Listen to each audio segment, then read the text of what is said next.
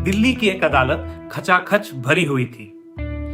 जज साहब गुस्से में तमतमा के बोलते हैं कि चले जाओ यहां से, मुझे तुम्हारी शकल नहीं देखनी है। मुजरिम वहां से चला जाता है और साथ में उसके 2 सुरक्षाकर्मी भी बाहर निकलते हैं। ये तीनों जाके एक चाय की टपरी पर बैठते हैं और चाय वाले से बोलते हैं कि 3 चाय दे दो। चाय आता है, तीनों चाय पीते हैं। उसके बाद मुजरिम सिपाही लोगों से बोलता है कि भाई साहब, मुझे तो जज साहब ने जाने के लिए कह दिया, तो मैं जा रहा हूं, आप लोग कोर्ट में जाइए। जब कोर्ट में दोबारा आवाज लगती है कि धनीराम मित्तल हाजिर हों, तब पुलिस के हाथ पांव खोलने लगते हैं और पुलिस वाले सन्न हो जाते हैं। पर दोस्तों, ये उस शख्स की चालाकी का एक बहुत छोटा सा किस्सा है। असली खेल तो तब शुरू होता है जब ये चोर खुद जज बनकर कोर्ट में फैसले सुनाता है, बहुत सारे लोगों को जमानत दे देता है और किसी को शक भी नहीं। आज की कहानी है भारत के सबसे पढ़े लिखे चोर धनीराम मित्तल की। नमस्कार, मेरा नाम दिव्यांशु सिंह है। मैं आप लोग के सामने उस धनीराम मित्तल की कहानी लेके आया हूँ जिसने कई सारे अपराध तो किए ही, पर जज बनकर, फर्जी जज बनकर असली अदालत में बहुत सारे फैसले सुना दिए। धनीराम मित्तल कोई मामूली अनपढ़ चोर नहीं था। 1938 में हरियाणा के भिवानी में जन्मा धनीराम पढ़ने लिखने में इतना तेज था कि उसने ग्रेजुएशन किया। उसके बाद उसने वकालत की और इतना ही नहीं, उसने हैंड राइटिंग एक्सपर्ट का कोर्स किया, फिर ग्राफोलॉजी का भी कोर्स किया। ग्राफोलॉजी वो कोर्स है जिसे और ये चीज है जिसका उपयोग जो है CBI, IB, अदर संस्था वाले इनसे अपने ऑफिशियल चीजों में यूज करते हैं। उसने अपराध की शुरुआत RTO ऑफिस से की। वो अपने यहाँ पे जो RTO ऑफिस था उसके जिले में, वहां जाता था और वहां पे कागजों की समझ बिटोरता था। कागजों की समझ जब उससे हो गई तो गाड़ियों के फर्जी कागज बनाने लगा, मुहर मार के उन्हें परमिट देने लगा।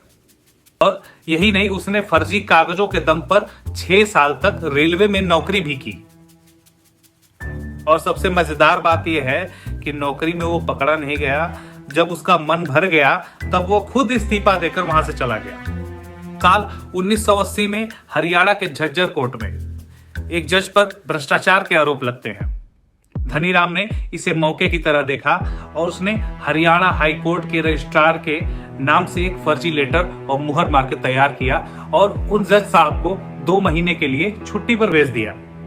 अगले ही दिन धनीराम मित्तल खुद जज की वर्दी पहनकर कोर्ट में दाखिल होता है और वहां पर उपस्थित स्टाफ, वकील, पुलिस, किसी को भी कोई शक नहीं होता और सब लोग इसे असली जज ही समझते हैं। 40 दिनों तक धनीराम ने कोर्ट चलाया और गवाहियां सुनता था, दलीलें सुनता था और फैसले सुनाता था। उन 40 दिनों में उसने 2740 कैदियों को रिहा कर दिया। कुछ की सजाएं माफ कर दी, कुछ लोग को जमानत दे दिया। उसे कानून की समझ इतनी गहरी थी कि किसी को अंदाजा भी नहीं लगा कि सामने बैठा हुआ आदमी जज है या चोर। जब तक असली फाइलें खुली और सबको जानकारी हुई, तब तक वहां से धनीराम फरार हो चुका था। और धनीराम को बहुत सारी महंगी गाड़ियों का शौक था। उसने लगभग अपने जीवन में 1000 से भी अधिक लग्जरी गाड़ियां चुराई थी। उसके पास चाबियों का एक गुच्छा हुआ करता था जिसमें उसके पास एक मास्टर की होता था, जिससे वो किसी भी गाड़ियों को खोल देता था।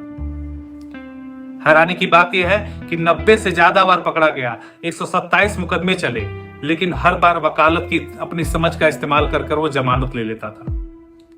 पुलिस उसे सुपर नटवरलाल और इंडियन चार्ल्स शोभराज कहने लगी थी। वक्त बीता, जमाना बदला, कंप्यूटर आ गए, लेकिन धनीराम का जज्बा कम नहीं हुआ। साल 2016 में जब उसकी उम्र लगभग 78 साल थी, तब दिल्ली पुलिस ने उसे कार चोरी करते हुए पकड़ लिया था। CCTV में एक बुजुर्ग आदमी को, 78 साल के आदमी को कार चोरी करते हुए देख के पुलिस भी हैरान थी। जब गाड़ी चोरी करता था तो गाड़ी चोरी करते समय अगर कोई व्यक्ति अपनी गाड़ी के पास आ जाता था तो वो ये बोलता था कि मैं बुजुर्ग आदमी हूं, मैं अपनी गाड़ी पहचान नहीं पाया, गलती से आपकी गाड़ी में चाबी लगा दी। धनीराम मित्तल ने यह साबित कर दिया कि अगर एक तेज दिमाग गलत रास्ते पर निकल जाए तो वो पूरे सिस्टम को घुटनों पर ला सकता है। दोस्तों, धनीराम मित्तल की ये कहानी हमें सिखाती है कि कानून की गलियां जितनी सीधी दिखती हैं उतनी होती नहीं है। आपको क्या लगता है, धनीराम एक क्रिमिनल मास्टरमाइंड था या सिर्फ सिस्टम की लापरवाही का फायदा उठाने वाला एक जालसाज? कमेंट्स में अपनी राय जरूर दें। अगर आपको ये सच्ची घटना पसंद आई हो तो वीडियो को लाइक करें, हमारे चैनल को सब्सक्राइब करें, हमें फॉलो करें और आगे भी शेयर करें। ऐसे ही कहानियां हम आप लोग के सामने लाते रहेंगे, जिससे आप लोग सुनकर सावधान रहें, सतर्क रहें। धन्यवाद।